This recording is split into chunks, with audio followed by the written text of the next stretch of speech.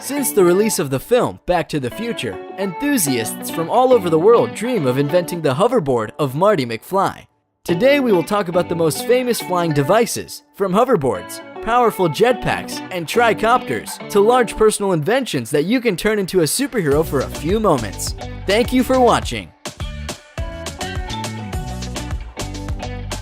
First of all, there are two machines that remind the hoverboard in its usual form.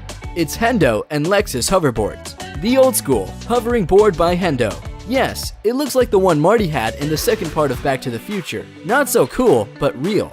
But for the next couple of decades, you can forget about the opportunity to get to the office on such a board. This hoverboard is only able to fly on an aluminum or copper surface. It's basically uncontrollable and emits a loud piercing sound, which makes this invention almost pointless. The next project was Lexus Hoverboard Project that was started with the participation of scientists specializing in magnetic levitation.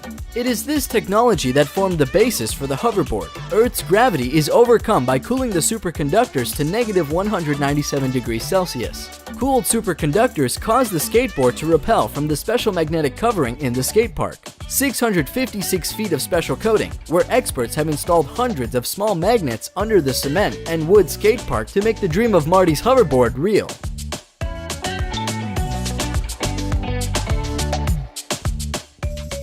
Now, we turn to the list of real jetpacks. And the first among all is Jetpack Aviation's JB9, that bills itself as the world's only jetpack. The device can carry a total of 10 gallons of kerosene and uses small-scale airplane engines mounted to each side that provides upward thrust. These engines mix ambient air with their exhaust gases to bring temperatures down to a comfortably warm airstream that can keep users floating in the air. David Mayman, the Australian inventor of JB9, debuted his device by flying it over the Hudson River and around the iconic New York landmark. On the left hand, I've got a twist grip controlling yaw, says Mayman. If I turn my hand to the left, I spin to the left. You'll see some little yaw vanes at the bottom of each engine, a little cup that tilts backward and forward. To go forward or backwards, which requires pitch, effectively what I'm doing is pushing both handles down. That'll make me go forward. With JB9, you can take off and land from absolutely vertical. You can get an initial climb rate of 500 to 1,000 feet a minute and a speed of 60 miles per hour. So if you can imagine walking out your front door and being able to take off from your porch, it can be real today. But pilot David Mayman and creator Nelson Taylor went further. In 2016, he presented the new jetpack JB10. David Mayman, the Australian pilot of the JB9, debuted his new JB10 by flying it over the Principality of Monaco. Powered with two engines that produce more than 1,000 horsepower, the new device can gain the horizontal speed of up to 120 miles per hour. JB10 can stay airborne for 15 to 20 minutes and reach altitudes of over 10,000 feet. Unbelievable for a device of the future. Unsurprisingly, all this gyroscopically balanced truck-sized vector thruster technology isn't cheap. Jetpack Aviation plans to start selling the JB10 in 2019, but to get your hands on one, you'll need to shell out about $250,000. Amazing real-life Iron Man suit that actually flies. Meet Richard M. Browning, the ex-soldier who's created an amazing working jetpack.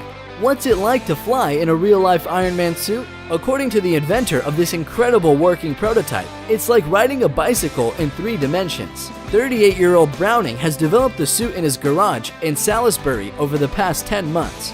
Propulsion comes from 6 miniature jet engines, similar to those used in jet-powered model airplanes, which are mounted on the arms and the lower back. The suit can fly in most locations, Richard says. Despite being capable of flying at several hundred miles per hour and at thousands of feet, Browning is currently exercising a bit of restraint. Besides, flying like Tony Stark is not as simple as just strapping yourself in and jetting off. The suit requires an enormous amount of physical effort to control.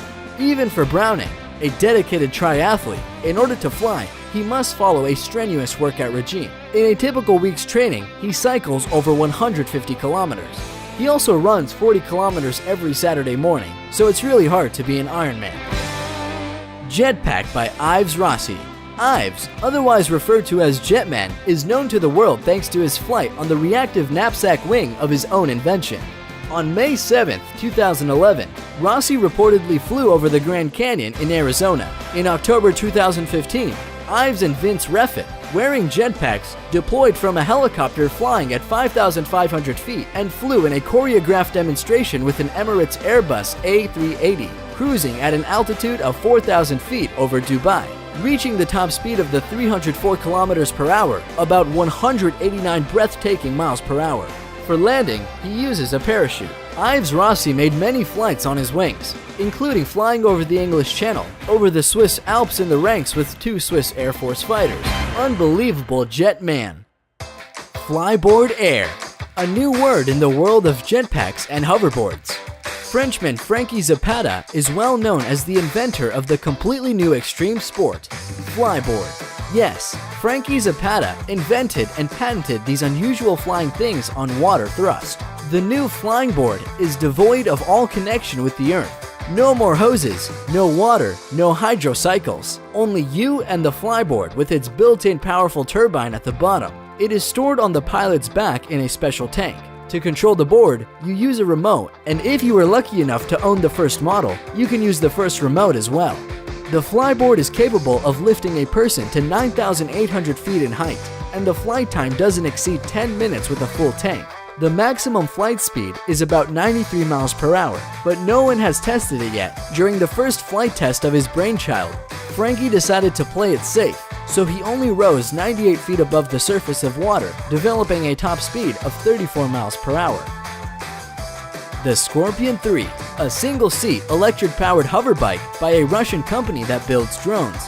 Footage uploaded to YouTube of the inaugural flight is on track to break 1 million views. It shows a tester wearing a motorcycle helmet to guide the hoverboard through the air inside a factory. Though, don't expect a motorcycle's license or even a pilot's license to authorize you to ride one of these things. The only thing that would, in my opinion, is a willingness to have your legs amputated in the name of extreme sports. Flyke, personal tricopter of the future. The project started in the summer of 2014 at an applied research institute in the country. It is a coaxial Y6 layout tricopter, which means that the lift is generated by 6 rotors, grouped in counter-rotating pairs of 3 axes that are positioned uniformly around a circle. On the manned flight, the Flyke concept demonstrator had a takeoff weight of 210 kilograms, and this video shows how Flyke will look like in the near future.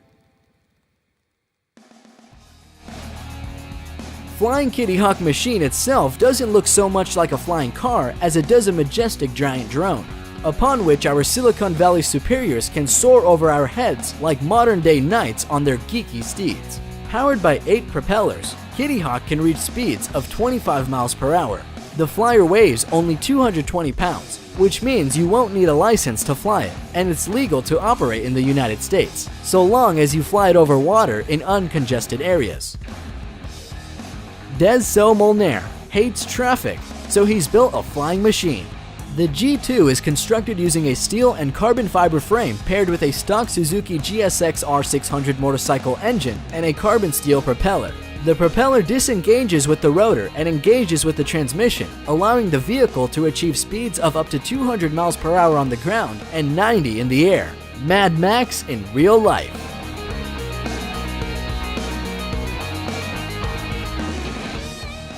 Arca board. Inspired by the same film, developers constantly propose new ways of construction flying gadgets.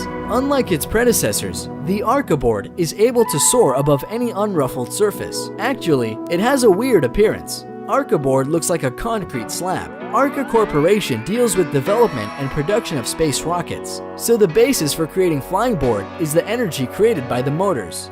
The flight of the device provides 36 electric motors with a total power of 272 horsepower. These start the appropriate number of channeled fans. As a result, Arca board can raise a passenger up to 242 pounds and fly about 1.2 miles at speeds of up to 12.4 miles per hour. The resources of lithium batteries suffice a maximum of 6 minutes, and then the batteries need to be reloaded for 6 hours. Omni hoverboard. This hoverboard consists of 8 propellers, which lift it into the air. The device is made out of carbon fiber. Power engines, which produce a total power of about 40 horsepower, are carried out through 12 batteries. But unfortunately, This hoverboard can be in the air no longer than a minute and a half. During the first test run, it overcame a distance of 3,000 feet.